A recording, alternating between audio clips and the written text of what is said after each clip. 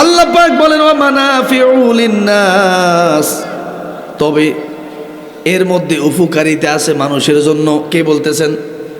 একেবারে কিন্তু মদকে নিষিদ্ধ করেন নাই।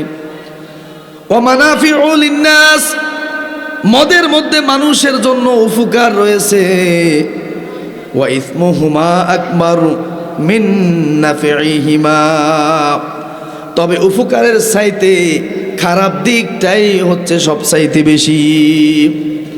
মদ খাওয়ার পরে উপকার হবে, তবে খারাপ দিকটা বেশি। লক্ষ্য করেন, এটা হচ্ছে প্রথম বিধান। ওয়াসআলুনাকা মাযা ইউনফিকুন, যদিও লোকদের জন্য তাতে কিছুটা উপকারিতাও আছে, কিন্তু তাদের উপকারিতার চাইতে গুনাহ বেশি। কে বলতেছেন? উপকারের চেয়ে গুনাহ বেশি। দেখেন, আল্লাহ কিন্তু প্রথমবারে কিন্তু মদের বিধান, জুয়ার বিধান কিন্তু নিষেধ করেন নাই। এটা কিন্তু প্রথম। এর আগে আল্লাহ রসুলকে কেউ কখনো মদ এবং জুয়া নিয়ে প্রশ্ন করে নাই। তৎকালীন সময়ে যখন মদের বিধান নাজিল হয় নাই, তখন এই মদ একটা তাদের ট্র্যাডিশনাল ড্রিঙ্ক ছিল, ঐতিহ্যবাহী একটা পানীয় জিনিস ছিল।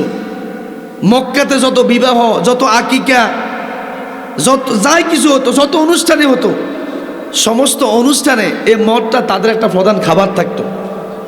ইসলাম প্রতিষ্ঠিত হওয়ার আগে, খেয়াল করেন কিন্তু, কি ঠিক আছে না? আমরা এখন যেরকম বাঙালি খাওয়ার শেষে আমরা একটু চা খাই, কি খাই? চা খাই না? ঠিক এরকম চায়ের মতো একটা ঐতিহ্যবাহী খাবার ছিল এই মদটা তাদের জন্য। ইসলামের প্রাথমিক যুগে যখন মদকে হারাম করা হয় নাই। কি কথা, কি বুঝতে পেরেছেন? এটা কিন্তু প্রথম বিধান। যখন এই মদের বিধানটা নাজিল হলো, এই প্রথম বিধানের মধ্যে আল্লাহ পাক বলেন, রাসূল, আপনাকে যদি মদের বিষয়ে, জুয়ার বিষয়ে কেউ জিজ্ঞাসা করে, আপনি বলবেন এটা তো খুব ঘৃণিত কাজ, তবে সামান্য উপকারও রয়েছে, তবে উপকারের চাইতে ক্ষতির দিকটা বেশি। তাহলে এই আয়াতের মধ্যে মদ এবং জুয়া কি নিষিদ্ধ হয়েছেনি? কথা খেয়াল করেন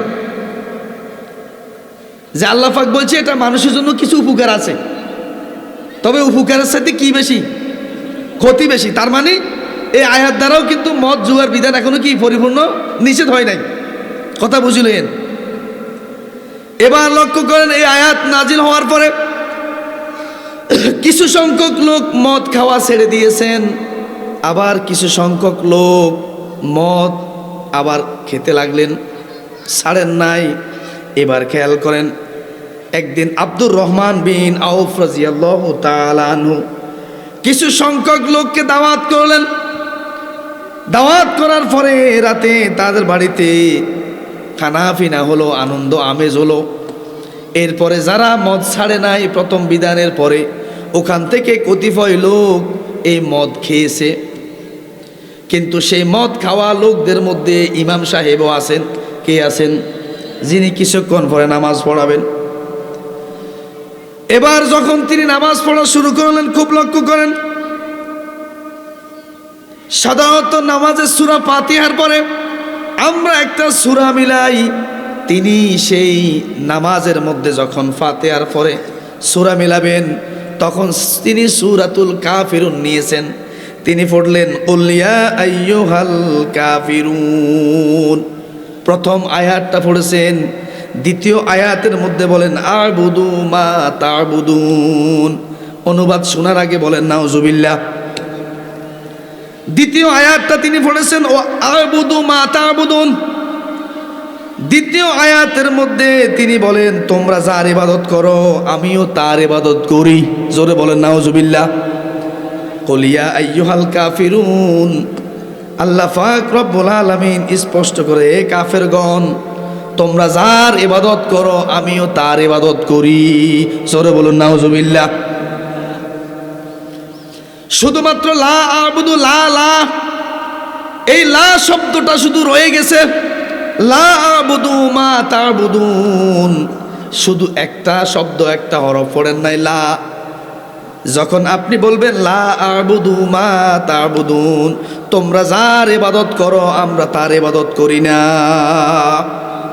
তিনি যখন এই লা শব্দটা বাদ দিয়েছেন তখন অর্থ হয়ে গেল তোমরা যার ইবাদত করো আমিও তার ইবাদত করি। অর্থাৎ যিনি ইমামতি করেছেন উনি সূরাতুল কাফিরের মধ্যে লা শব্দটা রেখে দিয়েছেন। কিসের কারণে বলেন তো? ওই নেশা, কিন্তু অর্থটা চেঞ্জ হয়ে গেল। তিনি বললেন কি যে কাফেরদেরকে লক্ষ্য করে বলছেন, কাফেররা কার ইবাদত করে? কথা বলেন, কার? মূর্তি না, দেবদেবীর পূজা করতেছে। তাহলে ইমানদার কি তাদের পূজা করে? কিন্তু ওই একটা হরফের কারণে